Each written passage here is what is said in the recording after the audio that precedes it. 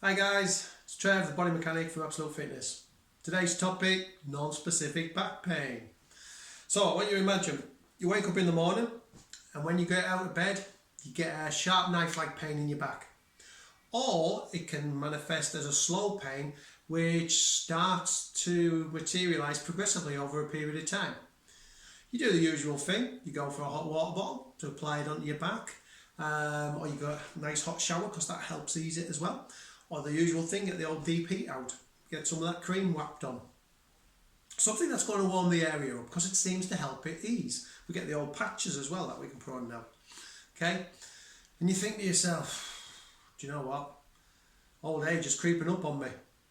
But you're only 21. Because the reality is, this can happen at any age. It's not an old person's issue. Yeah, non-specific back pain doesn't discriminate against age. Can happen to any of us, and it's all based on our lifestyles. Now, it's estimated that 95% of the population will have at least one serious episode of spinal pain in their life. Of that, 84 will suffer multiple episodes, so it could happen a few times, within their lifetime. Again, predominantly non-specific back pain. Of those, 33% will suffer with chronic back pain. Now, the likelihood is they could well be having a prolapsed disc. And of them, 7% will be substantially limited to their ability to work. So what causes non-specific back pain? Well, predominantly our lifestyle. We lead what we call a flexion biased lifestyle. We spend too much time sat in our comfy chairs at home watching telly, playing computer games, sat hunched over looking at our phones, driving, bad posture driving, working in hunched forward positions. All these things put us in a flexion biased way. Then we can look to the people that go to the gym, exercise, all right, throwing the weights about. Now they may think to themselves that they're actually balancing off. So I've got X amount of pressing exercise, I've got X amount of pulling exercises. Well, that's all well and good, but if you're not taking into account your lifestyle, your flexion biased lifestyle, then you're just compounding the situation. You're making it actually worse because you're making a dominant muscle become even stronger. Then there's those who don't train correctly. Because it's coming up the summer and I want to look good on the beach, I want my good delts, I want my big pecs, So they spend a lot of time training these areas, and the washboard abs, they spend a lot of time training these areas so that they look good. But they're actually putting themselves at even greater risk. Now what's happening? Well, with non-specific lower back pain, what you're getting is a tilting of the pelvis. Now that tilting could be anteriorly, it could be posteriorly to the back. It could be unilateral, so you could get one coming forward or one going back. All right? And they're all caused by tight muscles because of our lifestyles. For instance, if you are a lorry driver, you spend a lot of time in a seated position, so you're making your hip flexors short and dominant. You're making the muscles down the back of you become lengthened out and weak. So straight away, that's going to pull the pelvis forward. Now, reality is, you get a lot of guys, and it looks like they've got a bit of a beer belly.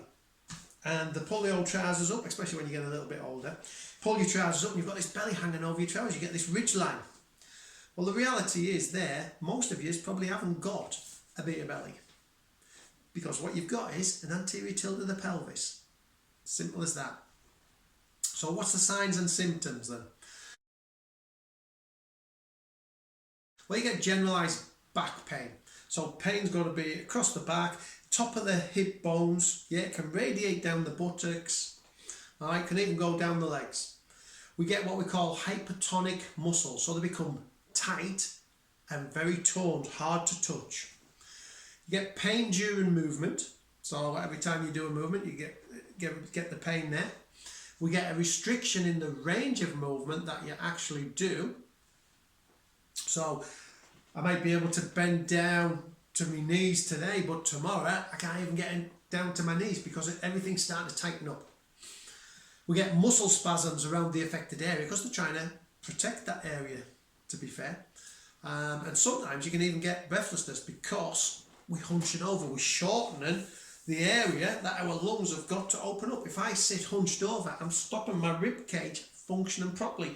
And that's another factor, guys. If you notice on your rib cage, do the bottom of your ribs actually start curving out? Yeah, that's a classic sign of you being hunched over too much.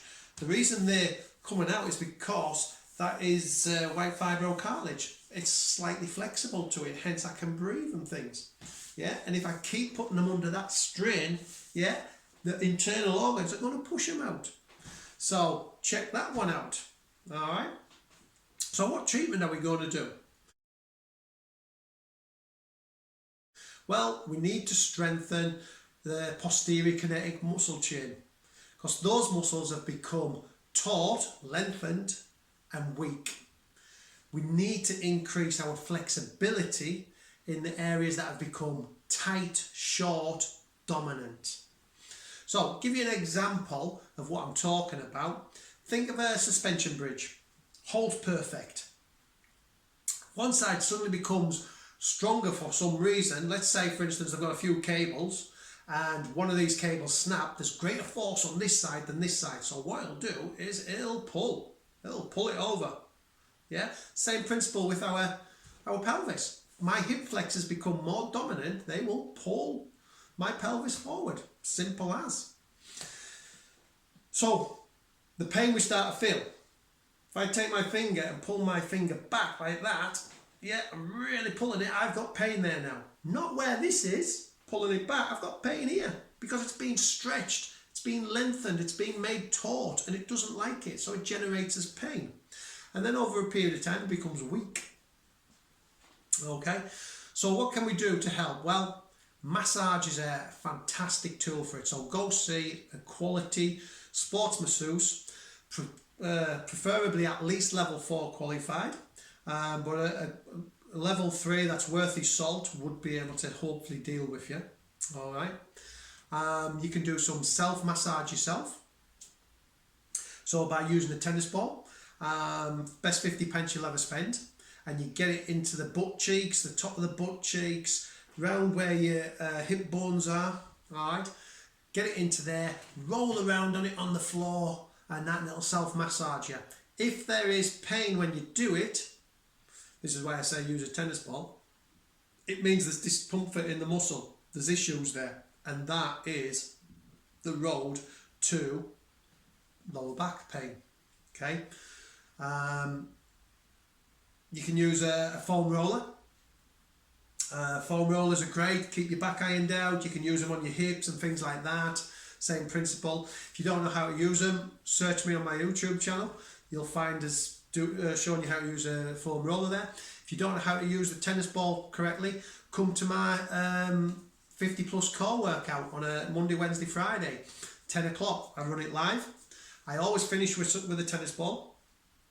And the whole workout is designed to correct posture and to strengthen us for older age. Better posture, better life, better training. Alright. And the other thing to think about is your flexion bias lifestyle. Let's start thinking about opening your belly button from the bottom of your sternum. Just open it up a little bit. It makes you come up more naturally. Put your shoulders back into a natural position. Not military where you're driving your shoulders back. Just by doing that, opens you up naturally. It also puts your head back into a better neutral position, which prevents neck and upper back issues as well. No shoulder issues. So all these things can help massively. Okay, guys? So there was an insight into non-specific back pain, how it happens, what causes it, and how you can treat it. Come and join me on my 50 plus workout because it will massively help people and it'll help prevent that happening. Alright? Look out for the next discussion, which we're going to look at iliac joints issues, which again is based around me pelvis, so iliac joint syndrome, based around the pelvis, and that may well be a contributing factor to lower back pain. Okay, catch you later, guys.